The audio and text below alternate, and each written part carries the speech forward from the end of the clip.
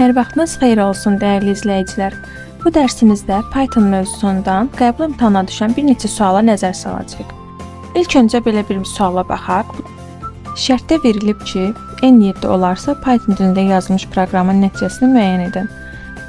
Kodumuzun ilk sətrində n dəyişəni yaradılıb və bu dəyişənin dəyərinin daxil edilməsi istifadəçidən tələb olunub.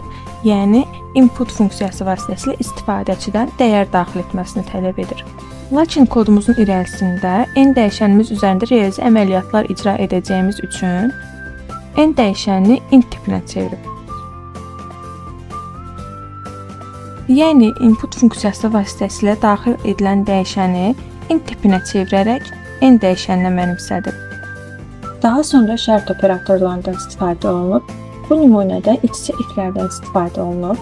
İç-içə iflərdən istifadə olunan zaman diqqət etməli olduğumuz əsas nüans hər ifin özünə uyğun else-ni seçməkdir. Bunun üçün yadımızda saxlamalıyıq ki, hər ifin else sətrin başından eyni məsafədə yerləşir.